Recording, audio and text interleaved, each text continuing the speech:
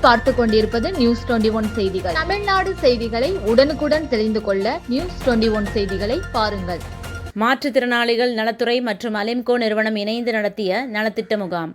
கரூர் பாராளுமன்ற உறுப்பினர் MP ஜோதிமணி. திண்டுக்கல் மாவட்டம் வேடசந்தூர் தொகுதிக்குட்பட்ட எரியோடு பகுதியில் MP நிதியிலிருந்து கட்டப்பட்ட மேல்நிலை நீர்த்தேக்க தொட்டி பாகாநத்தம் பகுதியில் அங்கன்வாடி புதிய கட்டிட திறப்பு விழா மற்றும் மலைப்பட்டி கிராமத்தில் புதிய அங்கன்வாடிக்கு கட்டிடம் கட்டுவதற்கு பூமி பூஜை விழா நடைபெற்றது.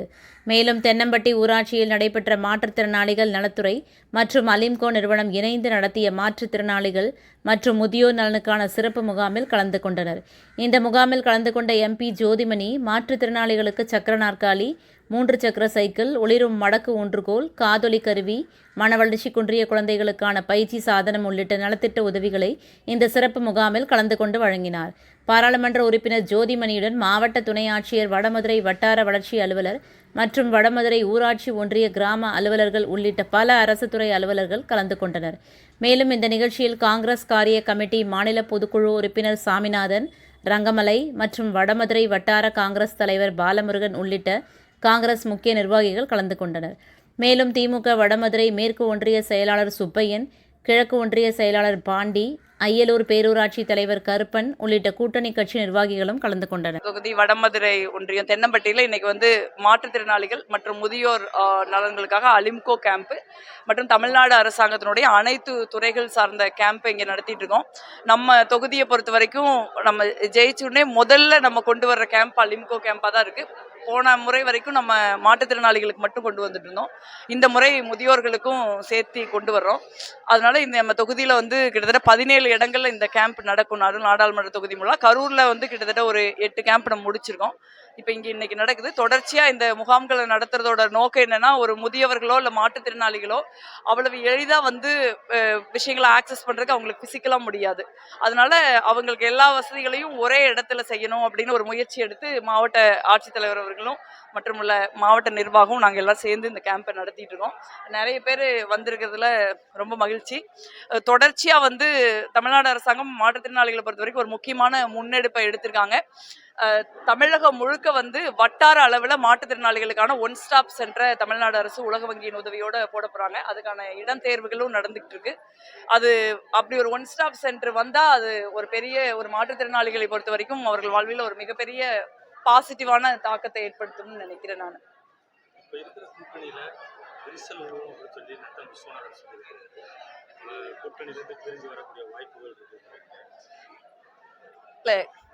நத்தம் விஸ்வநாதன் அவர்களுக்கு நான் சொல்றது, கூட்டணியை பத்திலாம் நீங்க அப்புறம் பேசலாம். முதல்ல உங்க கட்சியோட கதி என்னாக போகுதுன்னு நீங்க கவலைப்படுங்க. எந்த கட்சியெல்லாம் பாஜகவுடன் கூட்டணி வச்சிருக்காங்களோ, காஷ்மீர்ல இருந்து கன்னியாகுமரி வரைக்கும் அந்த கட்சிகள்லாம் அழிக்கப்பட்டது மட்டுமல்ல, அவர்கள் மண்ணில் புதைக்கப்பட்டிருக்கிறாருங்கிறத வரலாறு. நீங்க சொன்னா நிறைய சொல்லலாம். காஷ்மீர்ல PDP, பஞ்சாப்ல SAD, நார்த் ஈஸ்ட்ல அனைத்து ரீஜனல் கட்சிகளும், மகாராஷ்டிராவில் சிவசேனா, பீகார்ல JDU, கர்நாடகாவில் JDS, இந்த மாதிரி சொல்லிட்டே இருக்கலாம். ஹரியானால இந்த மாதிரி ஒவ்வொரு மாநிலத்திலும் பாரதிய ஜனதா கட்சி எந்த கட்சியுடன் கூட்டணி வச்சதோ அந்த கட்சியை அழிச்சு தான் அவங்க மேல் வந்திருக்காங்க. இன்றைய அதிமுகவின் முறையா அது இருக்குதுங்கிறத நான் வருத்தத்தோட சொல்றேன். அதிமுக எதிர்கட்சி தான், அதுக்காக அந்த கட்சியை அழியணும் நாங்க நினைக்க மாட்டோம். ஏன்னா ஒரு தமிழகம் முழுக்க கிளைகளை கொண்ட ஒரு MGR ஜெயலலிதா ஒரு 2 பெரும் தலைவர்களால் நிர்வகிக்கப்பட்ட கட்சி இன்னைக்கு அது பாஜகவுக்கு அடகு வைக்கப்பட்டது அப்படிங்கிறதுக்கு நினைச்சு நான் வருத்தப்படுறேன். அதை பத்தி தான் நத்தம் விஸ்வநாதன் அவர்கள் யோசிக்க வேண்டும். எங்க கூட்டணியை நாங்க பாத்துக்கோம். தற்பொழுது 2 கட்சியில உள்ள கூட்டணியில கூட்டணி ஆட்சியை கொண்டு வரணும் ஆட்சியில் பங்குங்கிறது 2 பக்கமுமே சொல்றாங்க. இல்லைங்க, அரசியல் கட்சிகள் பொதுவாகவே அரசியல் கட்சிகள் நம்ம அதிகாரத்தை அடையணும், அதிகாரத்தின் மூலமாக மக்களுக்கு நல்ல திட்டங்களை செயல்படுத்தணுங்கிற அடிப்படையில தான் எல்லா அரசியல் கட்சிக்குமே செயல்படுறாங்க. அப்ப அரசியல் கட்சிகள் கூட்டணி ஆட்சி வேணும்னு கேட்கறதுல ஒன்றும் தப்பு கிடையாதுல்ல. பாரதிய ஜனதா கட்சி ஒரு புதிய வியூகம் எடுத்திருக்கு. இந்திரா காந்தி அம்மா இருக்கும்போது எமர்ஜென்சி, இலங்கை தமிழர்கள் படுகொலை, இந்த மாதிரி அராஜகமான ஒரு ஆட்சியை கொண்டு வந்தது ஒரு ஹிட்லர் போன்ற ஒரு ஆட்சி காங்கிரஸ் ஆட்சியில் அவங்க பிரச்சார வியூகங்கள் அமைச்சிருக்காங்க. இல்லை, பாரதிய ஜனதா கட்சிக்கு இந்த 11 ஆண்டுகள்ல சொல்லிக்கொள்ளும் மாதிரி அவங்க ஒண்ணுமே செஞ்சதில்லை. இப்ப நீங்க பாத்தீங்கன்னா நம்ம தொகுதி முழுக்க நம்ம போறப்ப மிக முக்கியமான ஒரு பிரச்சனை 100 நாள் வேலை. காங்கிரஸ் ஆட்சியில ஏழை எளிய மக்களுக்கு, கிராமப்புறத்துல இருக்கிறவங்களுக்கு, வறுமையில் இருக்கிறவங்களுக்கு குறைஞ்சபட்சம் வந்து ஒரு ஒன்றிய அரசாங்கம் 100 நாளாவது வேலை கொடுக்கணும் அப்படின்னு நம்ம திட்டத்தை கொண்டு வந்தோம். 100 நாளைக்கு வேலை கொடுத்து 15 நாளைக்கு ஒருக்கா வேலைக்காட்டுல சம்பளம் எண்ணி கொடுப்பாங்க. இன்னைக்கு நீங்க எங்க போனாலும் மக்கள் வயசானவங்க வந்து கட்டி பிடிச்சு அழுகிறத நம்ம பார்க்கலாம். இன்னைக்கு வந்து நீங்க ஒரு 100 நாள் காங்கிரஸ் ஆட்சியில கொடுத்த இந்த திட்டம் பாஜக வந்தோடனே 70 நாள் ஆகி 50 நாள் ஆகி இப்ப 30 நாள் ஆயிருச்சு. 2,75,000 கோடி ரூபாய் நிதி ஒதுக்கீடு ஒன்றிய பட்ஜெட்ல செஞ்சா மட்டும்தான் 100 நாள் எல்லாருக்கும் வேலை கொடுக்க முடியும். ஆனா இந்த பட்ஜெட்ல பாத்தீங்கன்னா வெறும் 67,000 கோடி ரூபாய் தான் நிதி ஒதுக்கீடு செஞ்சிருக்காங்க. அந்த 67,000 கோடியில 23,000 கோடி போன ஆண்டுக்கான சம்பள பாக்கி. அப்ப இவ்வளவு குறைவான ஒரு நிதி ஒதுக்கீடு செஞ்சுட்டு கோடிக்கணக்கான மக்களின் வாழ்வாதாரமா இருக்கிற ஒரு வேலையை அழிச்சிட்டு இருக்காங்க. அதே மாதிரி இந்தியால 50 ஆண்டு காலமாக இல்லாத வேலை வாய்ப்பின்மை இன்னைக்கு நிலவுது. நம்ம நாட்டுல ஒரு அரசாங்கம் இருக்கானே நமக்கு சந்தேகமா இருக்கு டெல்லியில. ஏன்னா ட்ரம்ப் தான் வந்து அமெரிக்காவுடைய அதிபர் தான் இந்தியாவுடைய பிரதமர் மாதிரி எல்லா பிரச்சனைகளையும் அவர் அமெரிக்கால இருந்து அறிவிக்கிறார். இங்க ஒரு பிரதமர் இருக்காரா இல்ல இங்க ஒரு ஆட்சி நடக்குதானே நமக்கு தெரிய மாட்டேங்குது. முழுக்க முழுக்க மக்களுக்கு விரோதமான ஒரு ஆட்சி, விவசாயிகள், பெண்கள், கிராமப்புறத்தில் இருக்கிற மக்களுக்கு விரோதமான ஒரு ஆட்சி நடத்துறாங்க. அது மட்டும் இல்ல தமிழ்நாட்டை பொறுத்த வரைக்கும் தமிழர்களை குறிவச்சு ஒரு தமிழ்நாட்டுக்கு எதிரான, தமிழ் மக்களுக்கு எதிரான ஒரு போக்கை பாஜக கடைபிடிக்குது. நீங்க கீழடியே அதுக்கு ஒரு சாட்சி.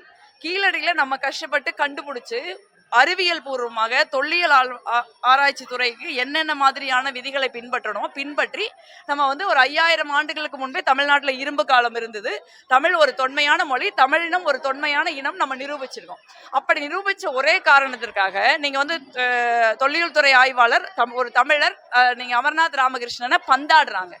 அதை வந்து அவங்க வெளிப்படையாவே செய்யறாங்க. ஒரு இனத்தை, ஒரு மொழியை, ஒரு தமிழினத்தின் வரலாற்றை நிரூபிக்கிற ஒருத்தரை இப்படி ஒடுக்கிறது வந்து தப்புன்னு கூட அவங்களுக்கு தோணல. அந்த அளவுக்கு தமிழ்நாட்டுக்கும் தமிழ் மொழிக்கும் தமிழர்களுக்கும் விரோதமாக இருக்கிற ஒரு பாஜகவை நிச்சயமா வந்து ஒரு பெரிய அந்த பாஜகவுக்கு எதிரான ஒரு அலை தமிழ்நாட்டுல வரும். அதுல வந்து அதிமுக காணாம போயிருங்கிறது தான் எனக்கு இருக்கிற வருத்தம். அவர்கள் ஒரு எதிர்கட்சியா தமிழ்நாட்டுல இருக்கட்டும் தான் நாங்கள் நினைக்கிறோம். அதே மாதிரி இங்க தமிழ்நாட்டை பொறுத்த வரைக்கும் நீங்க இந்தியா கூட்டணி மாண்புமிகு முதலமைச்சர்கள் தலைமையில் வலிமையா இருக்கு. ஏராளமான திட்டங்களை வந்து செஞ்சிருக்காங்க. குறிப்பா கல்வி, பொது மருத்துவம், உள்கட்டமைப்பு, பெண்கள் நலம், உயர்கல்வி, இந்த மாதிரியான விஷயங்கள்ல வந்து ஒரு கடுமையான முன்னெடுப்பை தமிழ்நாடு எடுத்திருக்கு. 10 ஆண்டு இடைவெளிக்கு அப்புறம் பாத்தீங்கன்னா நீங்க தொழில் வளர்ச்சி உள்பட பல இண்டிகேட்டர்ஸ்ல வந்து தமிழ்நாடு இந்தியாலேயே முன்னணியில் இருக்கிறத பாக்குறோம். மிக நிச்சயமா மக்கள் வந்து வளர்ச்சிக்கு வாய்ப்பளிப்பாங்க, வாக்களிப்பாங்க நான் நினைக்கிறேன். நிச்சயமா இந்த மாதிரி தமிழ்நாட்டினுடைய அழிவை பாஜகவின் மூலமா தமிழ்நாடு தேடிக்காது.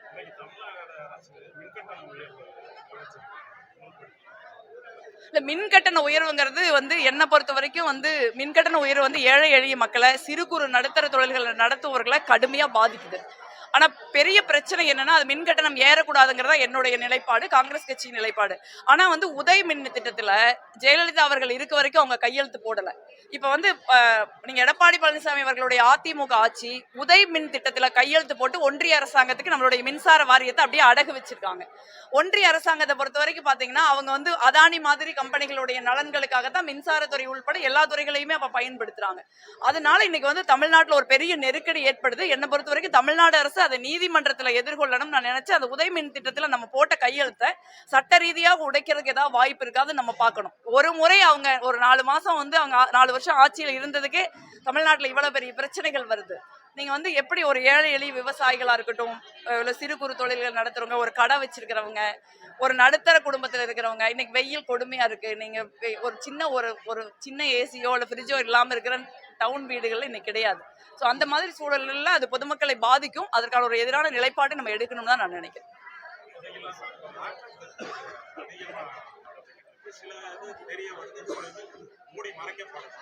இல்ல சிவகங்கை பொறுத்த வரைக்கும் நானே நேத்து கருத்து தெரிவிச்சிருந்தேன். நீங்க வந்து ஒரு விசாரணைக்காக அழைச்சிட்டு போன ஒருவர் அவர் குற்றவாளியா கூட இருக்கலாம், அதை நாங்க விசாரிக்கலாம், தப்பு கிடையாது. ஆனா வந்து நீதியை ஒரு காவல்துறை தன்னுடைய கையில எடுத்துக்க முடியாது. நீதியை சொல்றதுக்கு தான் நீதிமன்றம் இருக்கு. அதனால ஒரு காவல்துறையோடைய கட்டுப்பாட்டுல லாக்அப்ல வந்து ஒருவர் மரணம் அடைகிறது வந்து ஒரு அப்பட்டமான மனித உரிமை மீறல் நான் நினைக்கிறேன். ஆனா மிக விரைவாக தமிழ்நாடு அரசாங்கம் நடவடிக்கை எடுத்து 6 காவலர்களை சஸ்பெண்ட் பண்ணிருக்காங்க. ஆனா இந்த போக்கு தொடரக்கூடாதுங்கிறதுல காவல்துறை கவனமா இருக்கும். ஏன்னா ஒரு சிறப்பாக செயல்படுகிற ஒரு அரசாங்கத்திற்காக காவல்துறையில இருக்கிற சிலருடைய அலட்சியம் காரணமா இந்த பழி வந்து சேரக்கூடாது. ஒவ்வொருத்தருக்கும் ஒரு வேல்யூ இருக்கு. நீங்க சட்டம் சில விஷயங்களை சிலருக்கு அனுமதிக்குது, அதன்படிதான் காவல்துறை நடக்க முடியும், சட்டத்தை அவங்க கையில எடுத்துக்க முடியாது. சமீபத்தில் கூட்டணியில் இருக்கிறவங்க அதிகமான சீட்டுகள் கேட்குறாங்க. காங்கிரஸோட நிலைப்பாடு இல்ல எந்த கட்சியுமே வந்து அதிக ஒரு தேர்தல் வர்றப்ப அதிக இடங்கள்ல போட்டியிடணும்னு தான் நினைப்பாங்க. அது ரொம்ப இயல்பானது. அந்த நேச்சர் வந்து காங்கிரஸ் கட்சிக்கும் இருக்கு. பட் அதை வந்து கூட்டணி தொடர்பான விஷயங்களை டெல்லியில பேசி முடிவு பண்ணுவாங்க. செல்வ பெருந்தகை போய் ராமதாஸ் ஐயாவை பார்த்துட்டு வந்ததுக்கு வந்து அன்புமணி சொல்லியிருக்காரு, திடீர் அக்கறை எதற்கு அப்படின்னு. இல்ல பாமகவினுடைய பிரச்சனை வந்து ஒரு உள்கட்சி விவகாரம் நான் நினைக்கிறேன். அதை பத்தி நம்ம கருத்து சொல்ல கூடாதுன்னு நினைக்கிறேன். செல்வ பெருந்தகை அண்ணனுக்கும் ராமதாஸ் ஐயா அவர்களுக்கும் தனிப்பட்ட முறையில நிறைய பழக்கம் இருக்கு. அதன் காரணமா அவங்க போய் பார்த்திருக்கலாம். மற்றபடி பாமகவுடைய பிரச்சனைகள் பத்தி நாங்க கருத்து சொல்ல விரும்புகிறோம். கூட்டணி வீக்கம் அமைக்கிறதுக்காக பாமகவா திமுக இந்திய ஜனநாயக கூட்டணியில் சேர்க்கறதுக்காக இல்ல கூட்டணியில ஒரு நல்ல ஆட்சி நடக்குது, ஒரு நல்ல கூட்டணி இருக்கு, அந்த கூட்டணி தேர்தலில் வெற்றி பெற போகுது அப்படிங்கிறப்ப நிறைய பேர் அந்த கூட்டணியில சேர விரும்புறது இயற்கை தான். பட் அதெல்லாம் தேர்தல் நெருங்குறப்ப தான் நம்ம பார்க்கணும். தேங்க்யூ. நீங்க எல்லாம் என்னை வில்லங்கமான கேள்வியை கேட்டு